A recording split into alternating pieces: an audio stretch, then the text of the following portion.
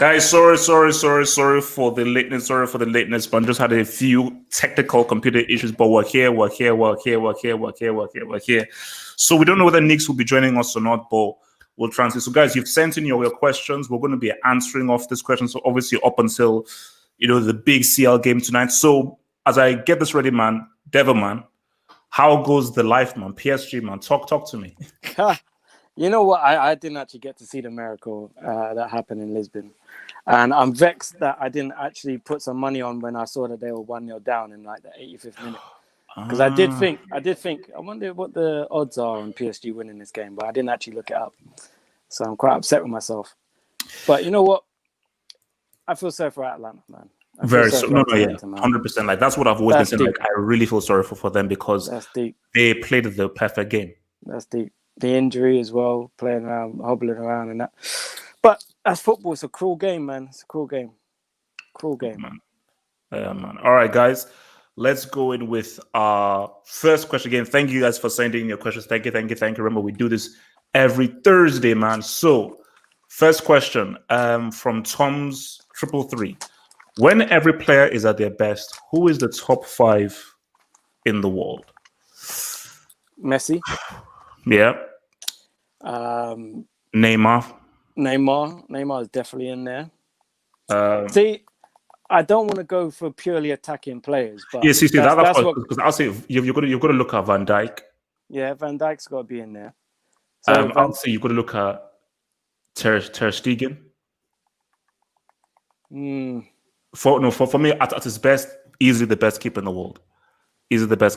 At his best, for me, like because that's the key thing. He's there at their best.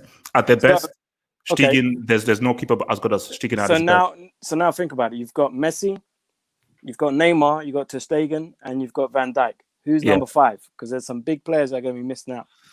So obviously you're looking at Benzema at his best. You look at Salah at his best. You look at De Bruyne. I know who I'm going to go for, but I just want to see who you're going to say. I mean, you might have to say Lewandowski. Because you can say at their best, because I just look at the whole total package at their best. Because for me, it's between Lewandowski and De Bruyne. So who would you go with? For me, at their best, I'm saying Mbappe. For me, I'm going to say Mbappe. The reason why I say Mbappe is at his best, he's unplayable. You can't stop him. He's unplayable. Nothing you can do will stop him. I think he is the next up. After Messi and Ronaldo, it goes Neymar and then Mbappe, for me. And I think for years to come, we're going to see Mbappe playing at the level that he has been playing at such a young age. I understand what you're saying about Dowski, because Lewandowski, he is at his best at the moment, and he is deserving of the Ballon d'Or. They've robbed him. So I understand what you're saying about Dowski, but I think Mbappe is a generational talent. We had this conversation the other day. He's something else. I think, because when you just talk about generation, it's just that for me, he's just still so young, and that's the issue. Like, people forget how young he is, and we're already comparing him to some of the best already. Yeah, maybe we haven't seen his best. Was it? Maybe we haven't even seen his best yet. Oh no! The crazy thing is that he's 21 years old, and we've probably actually even seen the best already. And this guy already has like a World Cup on his belt. All right. Image address. Thank you for that question, dear sir. From Liam L. Abd, do Man City face a difficult transition as all their leaders are more or less gone and their core, Silva, Aguero, last legs depleted? Every championship winning team relies on a strong core. You see, for me, the reason why I say no is Pep and the money. Because of Pep and the money, I think that they will just revitalize. Because again, look, I can say everything I want about Pep. Pep is a very good coach, and when you're a very good coach, it's similar to the whole Ferguson thing. Look, Ferguson had about 3 or 4 different teams, and you could argue he had about 3 or 4 different cores. So if you're a good coach, you just train guys up. So obviously, the benefit that Pep has, like he's a very good coach. So he can improve players, and he's got financial backing. With those two things, revamp, and you can easily revamp and still be competitive because Pep is such a good coach that he can take these guys. All right, you're at a 60. Give me a few months, 70, 80. Sterling before Pep and Sterling after Pep are two very different players. Two very different players indeed. Pep, he's improved Bernardo Silva, as well. So that's just the thing. So yeah, I don't think that's an issue. Like, they're just going to come in. I slightly disagree. I think they are going to have trouble transition. The reason why, I agree with everything you said in a offensive attacking term, but defensively, he hasn't replaced Kolarov. They haven't had a decent left back. Wait, but aren't they getting that? I think they've got Nathan Ake, isn't it? They've signed Nathan Ake, yeah. They have signed players. He signed many defenders, but he hasn't got it right. I mean, since Kolarov left a long time ago, they haven't really replaced Kolarov at left back. He's had issues at centre back. I know he brought in Laporte, who was very good. And you would think they'd try and phase Kompany out, but Kompany was still a very integral part of that team. Otamendi's not the guy. I know they've signed Ake and they signed whoever else. They spent money on Stones. That didn't work. So I think they will be in a bit of a transition because they haven't replaced Kompany seriously. Maybe that's Ake. Now they have to replace David Silva as well.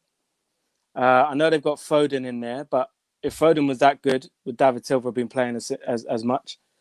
I mean, I rate Foden. I rate him, but something must be missing for him to not be able to break it to the first team all up till now. I know he played quite a few games towards the end of the season, but I think it will be a bit of a transition. Maybe not difficult, but I think if you're chasing a team such as Liverpool, you don't need this transitional period. You need to hit the ground running. And I think Man City might struggle, mainly because of their defence. I think going forward, they'll always be powerful. They'll always be good. But the other end of the pitch is where I struggle for Man City. Okay, so are you then saying that Liverpool have a stronger core than Man City? I wouldn't say. I think Liverpool don't have a stronger core than Man City now. But the problem is that they have a system where they could bypass the midfield. It's no problem. Man City can't do that. Man City have a style of play where it's a lot more patient. They have to keep the ball and they rely on not making mistakes. The problem is they have Otamendi and Stones and these defenders, Mendy and Zinchenko and all these defenders who make mistakes, which cost them. But they're good on the ball. They're good on the ball. But they can't play to defend, which is the issue with Stones. Precisely. So, yeah, I think Liverpool also have a bit of a transition period coming because their team's quite old. They're not the youngest of teams. So maybe not this season, but next season, if they don't start bringing in other players and freshening it up, I think Liverpool will struggle as well. Because how old is Alcantara? He's like, I think he's 29. Isn't he? He's 29, I think. So there you go. All right, bro. Thanks for the. Oh gosh, this. Okay, so I think this one is going to require some thought. Thanks for the question, bro. Build a five-a-side using bricks only, and you can't pick the same players. Pick a brick manager. Oh my gosh. Okay, I'm going to go with the manager first. Okay. So basically, let's do this then. So we'll do 1-1-1. So keeper, defender, midfielder. So you go. Am I starting goalkeeper? Yeah. Yeah. Well, the obvious one is Karius, but I don't want to be obvious. Let's try and think of another one.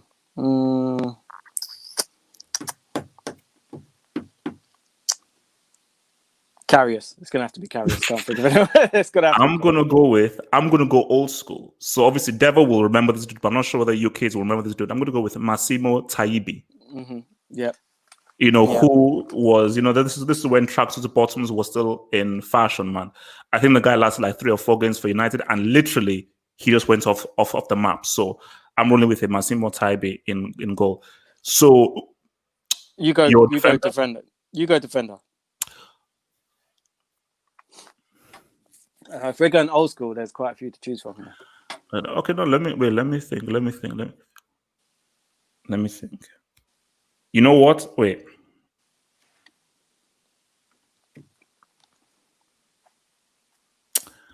Okay, no, yeah, because there are quite. I'm trying because there's a guy I want to pick, but that's just me being very personal and petty. But I'm just trying to think whether there's anyone worse than him. I mean, no. You know what? This is a personal pick. I'm going to go for Joseph Yobo. Yeah, Because good career. no. Some of the mistakes that the guy made pissed me off, and it just angered me that he was given the captain's armband when I knew that this guy's trash and this guy's a brick. So, Yobo. You know what? This brick five-a-side could just be all Arsenal players. To be honest, I'm going to go Igor Stefanovs. If anyone remember Igor Stefanovs. Oh my gosh. Yeah, that is back in the day. That was back in the day. He was terrible. He was a terrible centre-back. Igor Stefanovs. Yeah, Igor Stefanovs. Oh, okay. Yeah. So you go midfielder now. Midfielder. Oh, let's try and think. You know what? I feel like I should just put a Tottenham player in there, but I can't think of a Tottenham player right now.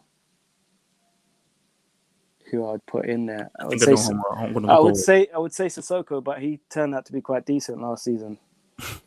Who else do I think is a brick in midfield? I know who. All right, you go first. I was still thinking. You go first. I'm rolling with Ross Barkley. Yeah. Because I can trust him to make misplaced passes and lose the ball. Especially if he's the only guy in midfield, he's my brick in midfield, Ross Barkley. You see, I was going to go with Ambrosini because I believe that Ambrosini was a brick who was hidden just because he played alongside an amazing Milan team. But really, he was actually a trash player, just that he was lucky to play such a good team. But it is what it is. I'm going to go with Barkley instead. Yeah, I'm going for Denilson. Brazilian Denilson? Arsenal Denilson. The most. Oh, not the World Cup Denilson. No, the most Brazilian ever. Oh, yeah. Yeah. Denilson, he was trash. Okay, so we have two forwards then. Yeah. So my first forward.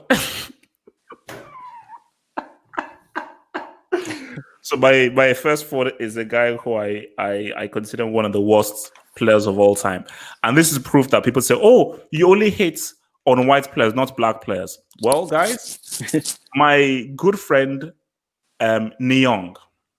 Oh, yeah, that's good. Senegal thingy. He is my first forward. So Nyong. Adi Akinbaye. do you remember was Adi he Akinbaye? That bad? He was, bro. Akinbaye was not that bad. He was terrible. He was not that bad. How long did he go without scoring a goal? And then he scored like a tap in from 2 yards out. I used to remember because Adi Akinbaye. Yeah, no, he was terrible, man. He was terrible. Okay. So who's your other forward then? Benteke. Christian Benteke. He went 2 years without scoring a goal. I'm gonna go one better. Now I haven't said this guy's name in about. I don't think I've said this guy's name in about. I know who you're talking about. 5 years. Well. And because of this question, I'm going to be forced to say it. Yakubu. For that one miss. There we go. Yep. Yakubu will be my. So guys, in the live comments, which is the better brick team? So my team was Tayibi in goal. My defender was Joseph Yobo, midfielder Barkley, and my two strikers were Nyong and Yakubu. Who was your team? Yeah, I think a lot of people won't even remember my players. But Karius, Stefanovs, who do I have in it? Denilson, Adi Akinbaye, and Christian Benteke. All right, man. Okay. No, that was a good one. Thanks for the question, bro.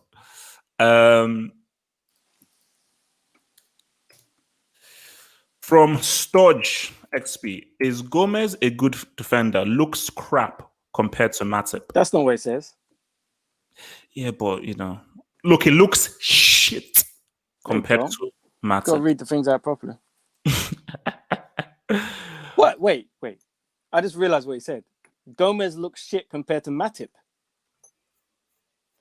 As in, like, he's saying like he's worse than Matip?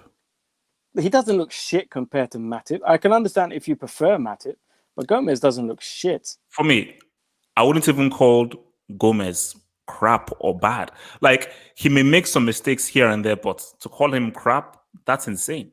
That's I actually think Gomez is probably the best English centre back when he's on form. In terms of all his attributes and everything like that. I think he's probably the best English centre back. To say that he looks shit and question if he's a good defender, that's a bit. I think this is. Are you one of them flip flop fans who 1 second you say Gomez is the best, and then because he's been out of the team, all of a sudden you think he's shit? Because I don't get that. Sorry, I forgot. We forgot to pick a manager. Oh yeah, okay. I did have one. I've forgotten it now. Oh, my guy. I'm going with Mark Hughes.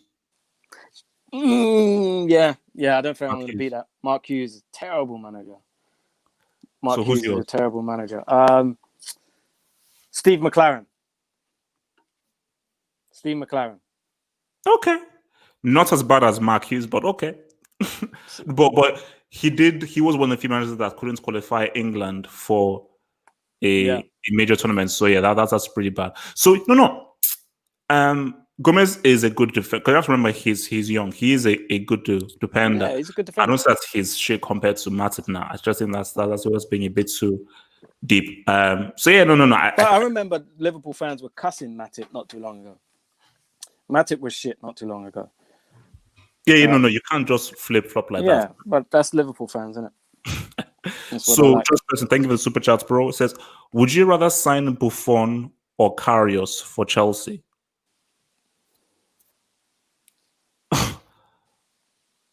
That's a tough question. Because out of just ethics and morality, I wouldn't sign. Buffon shouldn't even be playing football right now. But if it is a choice between Buffon or Karius, as hard as that would be for me to do this, I would go with Buffon, but he's never playing. So fine. You just said, who would I sign? Yeah, I'll sign Buffon. You're never playing for us. So simple. You could sign him. No. You know what I'll do? I'll sign Karius. You're never playing. Yeah, I'll sign Karius, but we'll have 3 keepers. We'll sign you one, but you're not even going to be a consideration. You're never playing. So yeah, I'll sign Karius. You could sign Buffon as a coach. But I think the question is obviously if you sign him, he's signed to play. So play a coach. All right. Next question. Even the question is, Ant SP, best ever midfield in the Premier League. So is this okay? So obviously it's okay. Best ever midfield in the Premier League. That's a good question. That's a very good question. I would argue it's between 3. I would say it's the Mourinho Chelsea midfield that had Essien, Lampard, and I think Makalele there as well. Obviously, the treble midfield of Bex, Keane, Scholes, Giggs. The Arsenal Invincibles midfield of Pires, Vieira. Was Gilberto Silva in there? Gilberto Silva was in there, yeah. Gilberto Silva. And Lundberg. And Lundberg. I would say... You know what? That Invincibles midfield was great. But I actually think our 98-99 midfield was better. I think when we had Petit, where we had Petit, Vieira, Overmars, and who was the other one? It wasn't Ray Parlour. Parlour, yeah. Was it Ray Parlour? I think it was Ray Parlour. The Romford Pele. Yeah, I think that midfield was actually because I think maybe not. Nah, Alonso, Gerrard, Mascherano. How can they be the best Premier League midfield and win? Nah. Get all the way out of here, man. Stupidness. You know, thing is that it's midfield, not just players. Yes, Silva and Yaya were tops. What about it's the whole midfield? It's a midfield as a unit. Yeah. So for me, you know what? They won a treble, man. Mm-hmm. You know, they won a treble. Like that unit of Giggs, Bex, Scholes, and Keenman. That was a serious midfield. Yeah, when you think about it, that midfield has got everything, hasn't it? Everything that you want. You've got the tricky winger, pacey winger in Giggs. You can get up and down and cause mayhem on that side. You've got the rock solid Roy Keane in there, who's just basically a destroyer and a leader of men. You've got the genius of Paul Scholes, who can pull the strings and set the tempo. And then you've got Bex, who can pick a pass from anywhere on the pitch. Swing a cross in, set piece delivery. He's got an engine. I think they had everything in all the ingredients you want from midfielders they had in that one midfield. So that's a great shout. But personally, I think I'd prefer the Chelsea midfield. I think the Chelsea midfield of Makelele, Essien and Lampard, although they're missing a man on that Man United thing, that midfield there has got everything. Everything. I think Makelele is one of the best defensive midfielders ever played a game. Essien was an absolute monster in the middle of the pitch, could do absolutely everything from just the physicality to the technical ability. Some of the goals he scored were ridiculous. He could pass the ball. He was just everywhere on the pitch. And then Lampard, a lot of people just say he scored goals, but there was a lot more to his game than that. Lampard was very technical on the ball. His passing ability was very underrated. He could pick passes with right, left foot, didn't matter. Although his nickname was Fat Frank, because he was a bit more chubby than your average footballer, he had an engine, and he never missed a game.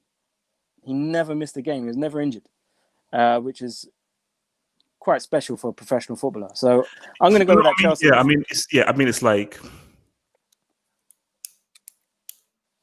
it's hard to say though, but just because I think with the United midfielders, as you say, it's had everything. You have arguably one of the best crosses of the ball in Bex, one of the best wingers in Premier League history in Giggs, one of the best kind of like stoppers and enforcers in Roy Keane, and just in my opinion, one of the best midfield controllers in Scholes.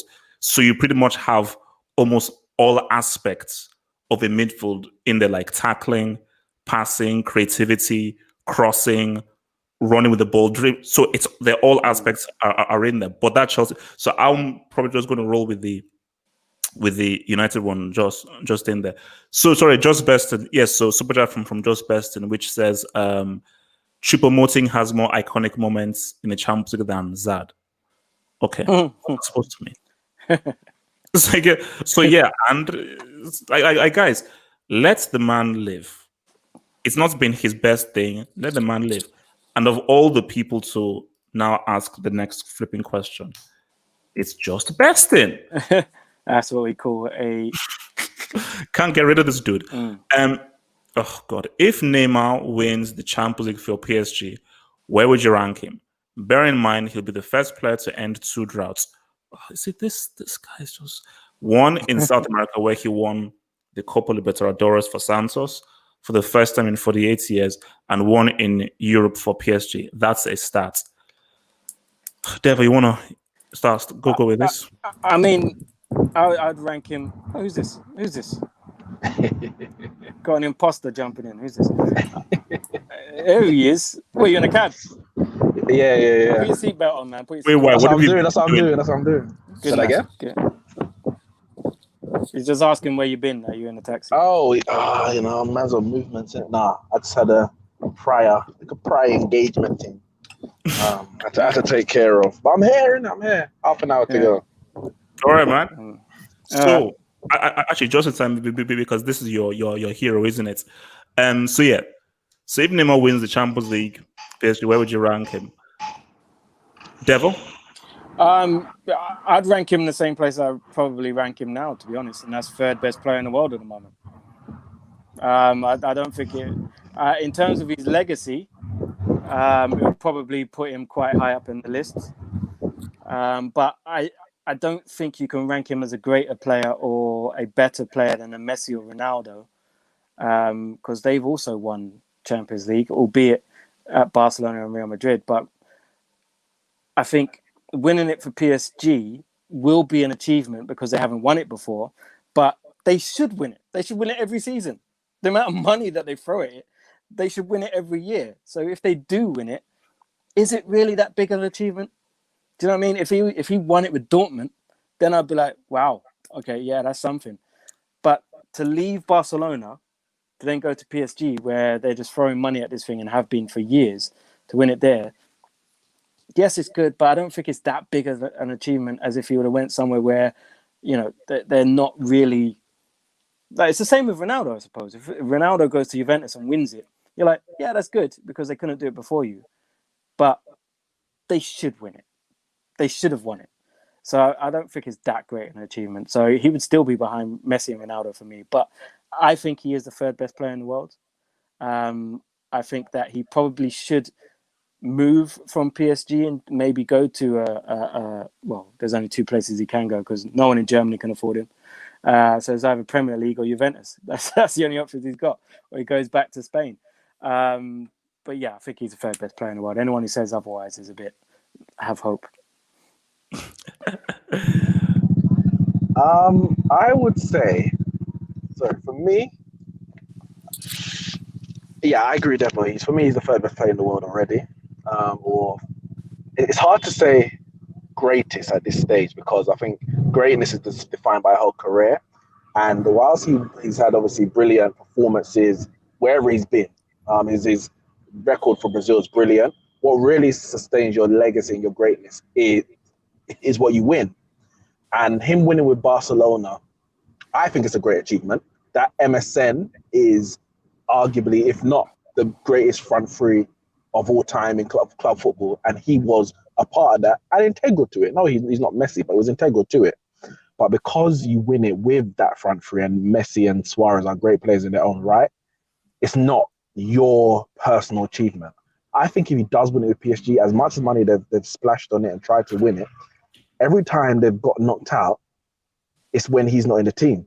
He hasn't actually been knocked out of the Champions League as a person, as a player, whilst at PSG. So if they go on and win it now, you can say that he is the catalyst towards them winning it. Whether you think Mbappe is better or he's more important, or whatever you might think, Mbappe got knocked out when he wasn't there. Now, arguably, if he's playing and Mbappe is not playing, they might get knocked out. But the fact is, Mbappe got knocked out when he wasn't there. And if they go and win it, Neymar is the catalyst behind that for me. So I think it definitely cements his legacy as an all-time great.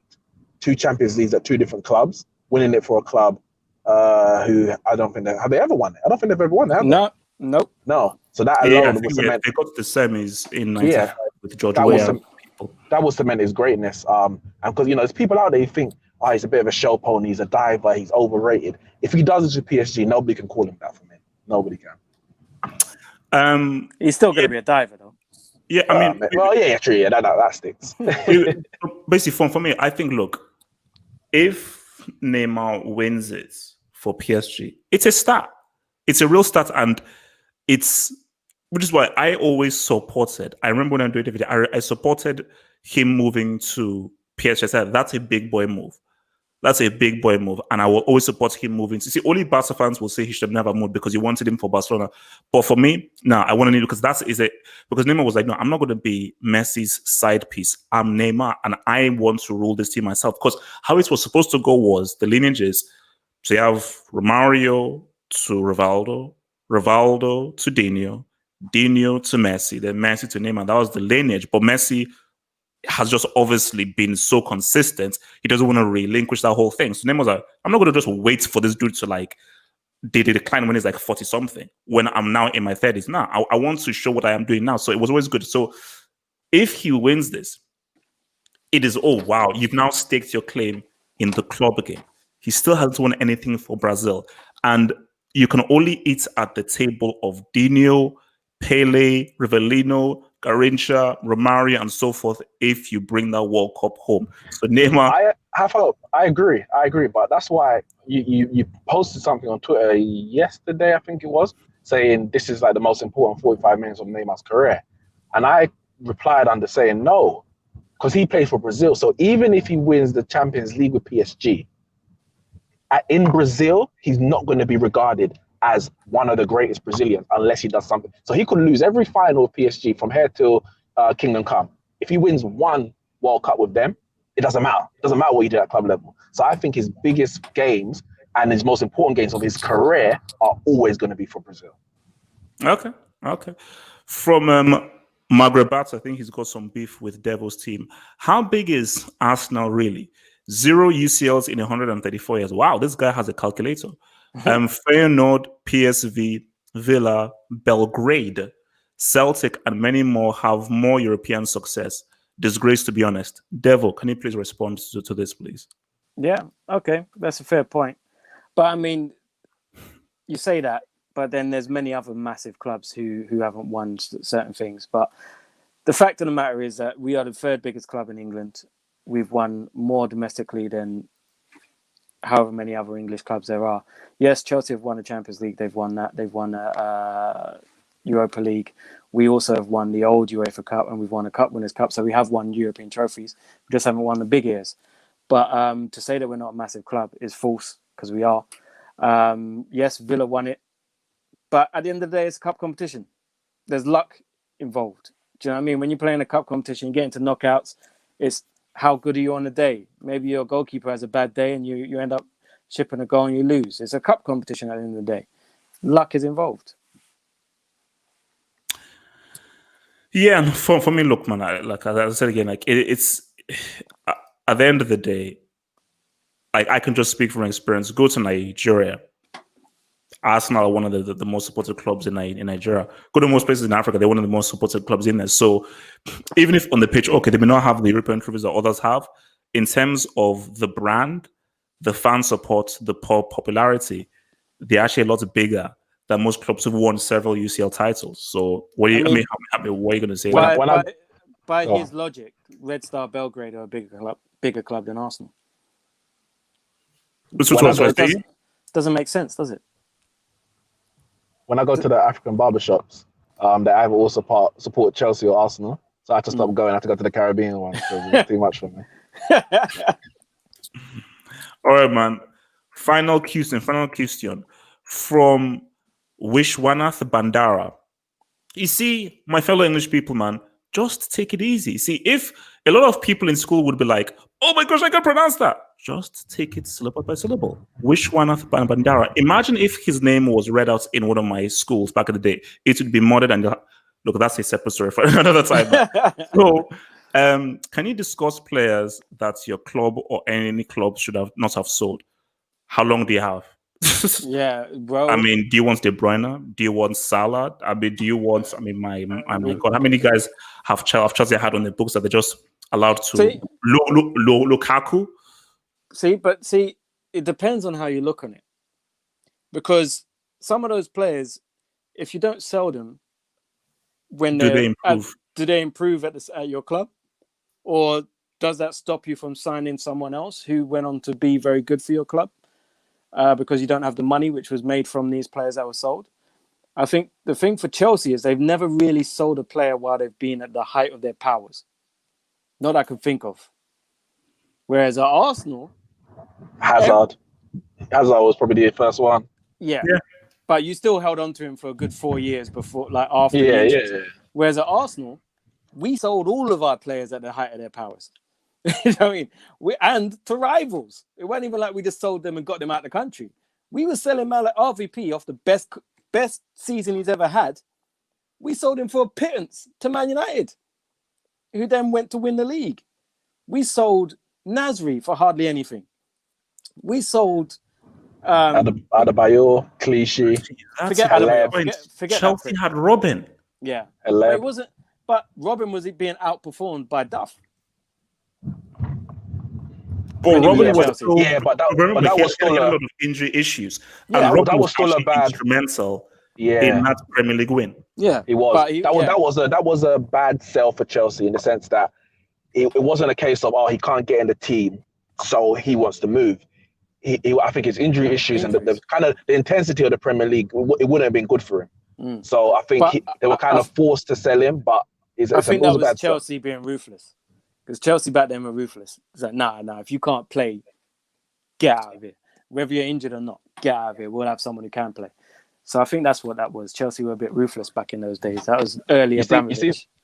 For me, I've got two players. Now, one of them I understand in the sense of Cristiano Ronaldo. Like, there's only so much you could do when Real Madrid come calling. We've spoken about that before. You know, some clubs think some of their players are completely untouchable. It's just that Real Madrid ain't putting an offer for them yet. There's levels to this game. And Man United being top 2, top 3 greatest clubs in the world, biggest clubs in the world, when Real Madrid come calling for a foreign player, it's tough. You know, you can keep the likes of a Rooney and a Beckham. If Ferguson wanted to keep Beckham, he would have kept Beckham. But when Real Madrid come calling for Ronaldo, you have to go. So 80 million at the time, very good amount of money we got for him. But man hadn't even hit his peak. Imagine, we didn't even get the peak Ronaldo and we still got a Ballon d'Or winning Ronaldo. So that was a unfortunate sell on our part. But, there's only so much you can do. As with the case of Hazard, we kept him for 1 extra year than was probably feasible at the time or thought at the time. For me, the biggest one and the worst one, and as Ferguson speaks about himself, Jaap Stam. Jaap Stam was, for me, the best centre-back in the world. Didn't have beef, though, because he said something in his book. Well, yeah, he wrote something in his book that kind of exposed some things that were happening behind closed doors. And then, but going in future years, Ferguson actually says, you know what, I probably kind of overdid it. I probably didn't need to sell him. I could have disciplined him or whatever. But obviously, Ferguson wanted to lay down his marker. And players knew at that point, if I can sell Jaap Stam, who is the best centre-back in the world right now after winning a treble and defending the Premier League title, all of you are dispensable. So don't try it with me. So maybe the sale of Jaap Stam cemented Fergie's grace even more and allowed him to have, rule with the iron fist that he did from there on in. And maybe if he didn't sell Jaap Stam, he may not have been as successful because players might think they can get away with X, Y, Z. But as an individual to sell the best centre-back in the world in his peak, listen, and we were struggling after that. Laurent Blanc, all these kind of centre-backs we were bringing in trying to replace him. Like when Schmeichel left, we didn't sell him, but he left. We could have replaced him for years until we got, Rio, Vidic, Van der Sar as the goalkeeper. Sam was irreplaceable at the time. So for me, that's probably the one that sticks the most.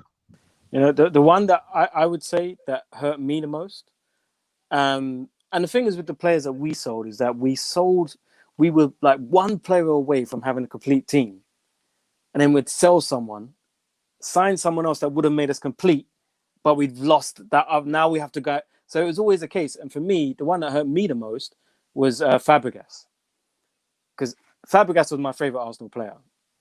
Because I think he still to this day gets disrespected. When we talk about the best central midfielders, no one talks about Fabregas. Oh, no. Actually, I'll probably try and send it to you. There's Henry and Fabregas did this Insta live conversation. Yeah. Where they both talked, I think, for like about an hour or something. Yeah. And it's a really good conversation they have. And they just talk about how, because Henry talks about how good Fabregas was in training and how good he was. And Fabregas just sort of says, he does feel that maybe he might. Well, he was talking about how the Spain team is underrated, but also Henry just talks about how people underrated how good Fabregas was. Because what I always said about Fabregas was his passing in terms of finding difficult passes and making difficult passes was very, very good. These were high risk passes and very intricate passes through the thing. He was. I've always said I think he's one of the most intelligent football players I've ever seen. In terms of when he gets the ball, he knows what to do with it. Yeah. In terms of from young. Because remember, we were watching him at 16, running things. Against Juve. Remember Juve in the Champions League at Highbury, and Vieira was opposite number, and he was the one who replaced Vieira in the midfield. Yeah, but he was running rings around big men at 16, 17, and he was the heartbeat of our side at 18. And he was doing things that grown men, 28, 29-year-olds wouldn't do. And it weren't necessarily his physicality. It was just he understood the game. He wanted to join Barcelona, or Arsenal had to sell him? No, he wanted to join Barcelona. His head was turned from, remember the World Cup when they put the shirt on him and everything like that? Oh, yeah. It was pure disrespect. And then he went on strike. He went on strike and said, I'm never playing again. And this is why he doesn't get the credit that he deserves. Not because of the strike per se, but it's a similar conversation with Michael Owen, in the sense that which club claims Fabregas? Arsenal don't really claim him because he left them when he hadn't really hit his peak, and he was a captain, all that kind of stuff. And he's, like you said, he went on strike. Barca don't claim him in that way because he came through the La Masia. He left La Masia because he couldn't get games. Went back, played for a few years, did very well to be fair. But he's not gonna. He didn't lay down a marker as this is my team now, and then he left and went to Chelsea. So Arsenal ain't gonna claim him because he went Chelsea as well. Yeah, Chelsea, as good as he was at Chelsea, and he was very good at Chelsea, integral and then winning 2 Premier Leagues. He's not a Chelsea legend. So he kind of just moved around, was successful everywhere he went without really having a legacy, which is similar to Michael Owen in the sense that he was brilliant at Liverpool, but because he then left and went and then started moving club to club to club, nobody really exalts his name in the way that it should be. I think they would have claimed him if he never went to Man United. Because I think Liverpool fans were still speaking of him highly. Yeah. And then he went Man United. It's like, no, can't talk about you like that no yeah, you're one of them now. You ain't one of us. But it's like us with Paul Ince, because Paul Ince was a brilliant player for us. And he went to Europe and he was brilliant, I think, at Inter Milan. But once he went to Liverpool, like Man United fans, anything he says, disregard it. No, don't care. Like the only thing I would back him on is black managers, etc., harsh treatment. But when he's talking about I can do the job that Solskjaer can do, you know what? Maybe you can, but I don't agree because you're Paul Ince and you went to Liverpool. But then get out of there. It's unforgivable. It's unforgivable. So some players don't get, and then other players get recognition because of the legacy, and that exalts their name even higher than on a pure footballing basis. Yeah, it is what it is, isn't it? So, from Just Person who says, will you continue to defend Lewandowski if Bayern lose? Yeah. Defend him? What do you mean? Only if he scores a hat-trick and they lose 4-3, then... Well, I think he's done enough this season for us to be defending. Yeah, no. Well, obviously, it depends in the manner of the loss, though. It depends in the manner of the loss. So, just as I said, Neymar has more Champions League goals and assists, 58, than Zad has. Okay, fine, can you just let this Hazard guy relax and chill, man? Can you just let this Hazard guy relax and chill? Okay, because we're going to be out of it in about 5 minutes or so because of this CL game. So before we roll off, man, let's get some predictions, man. So Atletico, Leipzig, what are you saying? I would like it if Leipzig could win that game, but I think without Werner, I think he's not the only weapon they have, but he is their talisman. And I think without Werner, they might struggle to penetrate where it's going to be a very tough Atletico Madrid defense. So I think Atletico Madrid will sneak through, unfortunately. So, however, I'm saying penalties, but I'm saying the penalties at Atletico. I think 1-0 Atletico. Yeah, I was going to say 1-0. I think 1-0 Atletico. Like, where are Leipzig's goals going to come from? I don't know. I don't know them that deep, but obviously they lost their best goal scorer and Atletico don't like to concede. So they know 90 minutes is all we need to do. There's nothing about away goals, this, that. It's 90 minutes. Let's get a set piece. Just wait for a set piece. You are not going to score. We just wait for a set. We've got 120 minutes, actually. 120 minutes. We just need one. So I think 1-0. Man City, Lyon. Man City. I think Man City. How does it work in terms of the draw? So, which side of the draw are Man City on? If they beat Lyon, so basically, if City beats Lyon, they face Bayern or Barcelona. That's a tough draw, man. So, who's on the other side of the draw? PSG. So basically, so PSG are waiting for the winner of Leipzig and Atletico. You know what? If Bayern do go ahead and win this thing, they fully deserve it. No. They've got anybody. Yeah. See, I've said that if Messi wins this, that's a dub. Because based on how much he has to carry up this Barcelona team, he'll have to go through Bayern Munich, Man City, and most likely Atletico or PSG in the final. I think anyone on that side of the draw. Yeah, that's tough, man. So okay, so you're saying Man City over Lyon? I say Man City over Lyon. Yeah. So the big one then, Bayern, Barcelona. Yeah, I'll go Man City. Man City will beat Lyon. And I will. I'm gonna back Bayern. I'm gonna back Bayern. So Bayern. I